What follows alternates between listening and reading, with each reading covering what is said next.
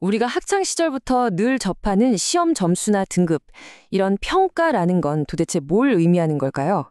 그냥 점수 매기는 것 이상입니다. 오늘은 바로 그 점수 뒤에 숨어 있는 교육평가의 아주 근본적인 철학을 한번 파헤쳐 보겠습니다. 자, 이걸로 한번 시작해 볼까요? 시험 80점. 이건 과연 측정일까요? 아니면 평가일까요? 굉장히 간단해 보이는 질문이죠? 하지만 사실 오늘 다룰 모든 내용의 핵심이 바로 이 질문 안에 다 들어 있습니다.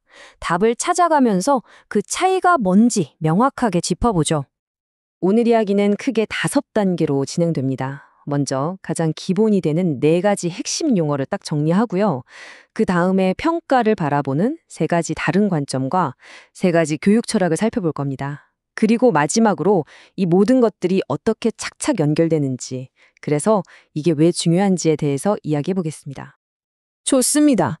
그럼 첫 번째, 평가를 이야기할 때 가장 기본이 되는 4가지 용어부터 확실하게 구분하고 넘어가겠습니다. 이게 자주 섞여서 쓰이는데 사실은 의미가 완전히 다릅니다. 첫 번째는 검사, 영어로는 테스트입니다. 이건 말 그대로 그냥 도구예요. 학생의 어떤 특성을 알아보기 위해서 사용하는 시험지, 문제지 같은 것들 말이죠. 두 번째는 측정입니다. 이건 검사라는 도구를 통해서 얻어낸 숫자 또는 그 과정을 말합니다. 예를 들어 키를 재서 180cm라는 숫자를 얻는 것처럼 시험을 봐서 80점이라는 숫자를 얻는 것, 그게 바로 측정입니다. 여기에는 그 어떤 좋고 나쁨의 판단도 들어가지 않아요. 자, 그럼 맨 처음 질문 기억나시죠? 시험 80점. 이건 바로 이 측정에 해당합니다. 80점이라는 숫자 그 자체는 그냥 객관적인 데이터일 뿐이지 그게 잘한 건지 못한 건지에 대한 의미는 전혀 없는 거죠. 세 번째는 사정입니다. 이건 좀 더 넓은 개념인데요. 측정된 점수 하나만 보는 게 아니라 과제, 출석, 수업 태도 같은 여러 가지 자료들을 다 모아서 학생을 종합적으로 파악하는 과정 전체를 말합니다. 그리고 마지막 4번째, 이게 바로 평가, evaluation입니다. 측정으로 얻은 그 80점이라는 숫자에다가 잘했다, 못했다 같은 가치 판단을 내리는 단계죠. 그러니까 80점은 A등급이다 또는 이 정도면 우수하다 라고 판단하는 행위, 이게 바로 평가입니다. 이 흐름을 전개하면 아주 명확해집니다. 먼저 점수라는 숫자를 측정하고 다른 여러 자료까지 모아서 사정한 다음에 이걸 바탕으로 잘했는지 못했는지 가치 판단, 즉 평가를 내립니다. 그리고 그 평가 결과를 가지고 장학금을 주거나 다음 단계로 넘어갈지 말지 같은 결정을 하게 되는 거죠. 자, 이제 용어 정리는 끝났습니다.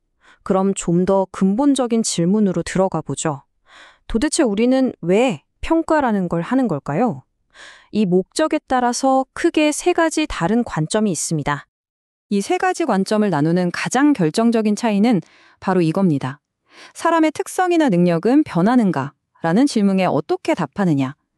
그게 타고나서 안 변한다고 믿는지, 노력하면 변할 수 있다고 믿는지, 아니면 주변 환경과 부딪히면서 변한다고 믿는지에 따라서 평가의 목적 자체가 완전히 달라져 버립니다.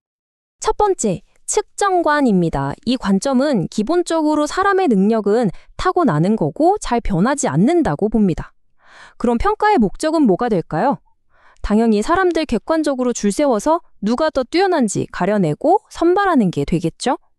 그래서 누가 재도 똑같은 결과가 나오는 신뢰도와 객관성이 아주 중요해집니다. 두 번째는 평가관인데 이건 생각이 완전히 다릅니다. 능력은 노력하면 얼마든지 변할 수 있다고 믿어요. 그러니까 평가의 목적은 학생이 성장하도록 돕는 데 있습니다.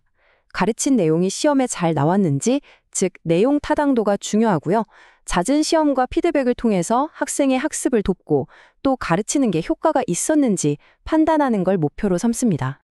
마지막 총평과는 시야가 가장 넓습니다. 개인의 능력은 혼자 크는 게 아니라 주변 환경과 상호작용하면서 변한다고 봐요. 그래서 단순히 점수만 보는 게 아니라 그 사람이 처한 모든 상황과 맥락을 종합적으로 고려해서 그 사람 자체를 이해하려고 합니다. 이걸 통해 누군가를 어딘가에 배치하거나 자격을 주거나 하는 중요한 의사결정을 내리는 데 초점을 맞춥니다. 그럼 방금 본 이 세 가지 평가에 대한 관점들은 도대체 어디서 나온 걸까요? 그 뿌리를 따라가 보면 결국 교육의 궁극적인 목적이 무엇인가에 대한 세 가지 다른 교육 철학과 만나게 됩니다. 첫 번째는 선발적 교육관입니다.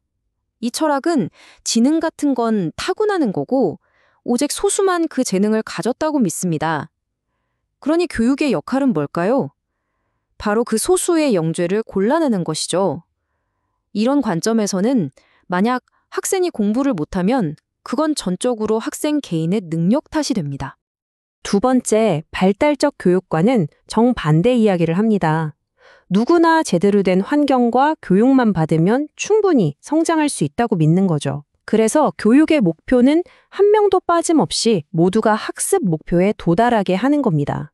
만약 학생이 실패했다면요? 그건 학생 탓이 아니라 제대로 가르치지 못한 교사나 교육 환경의 책임이라고 봅니다. 세 번째는 인본주의적 교육관입니다. 여기서는 교육의 목적을 개인의 전인적인 성장과 자아 실현 그 자체로 봅니다.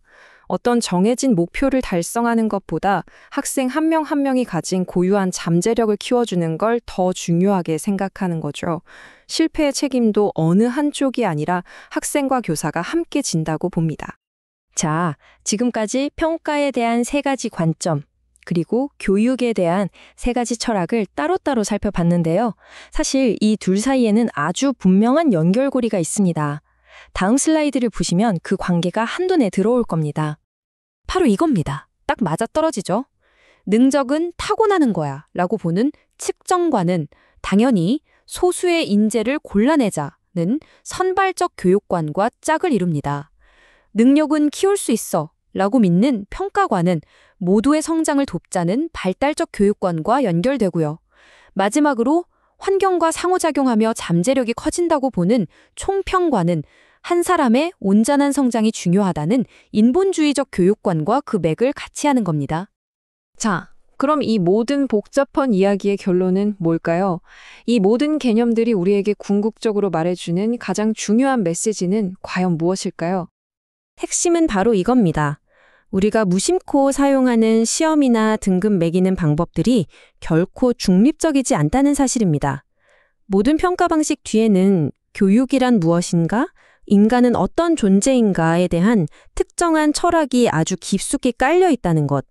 즉, 평가는 단순한 기술의 문제가 아니라 철학의 표현인 셈이죠. 마지막으로 이 질문을 한번 스스로에게 던져보시면 좋겠습니다. 내가 지금까지 받아온 수많은 시험과 평가는 과연 어떤 철학에 바탕을 둔 것이었을까? 이렇게 한번 생각해 보는 것만으로도 어쩌면 우리가 너무나 당연하게 여겼던 것들이 사실은 특정한 관점의 결과물이었다는 걸 깨닫게 될지도 모릅니다.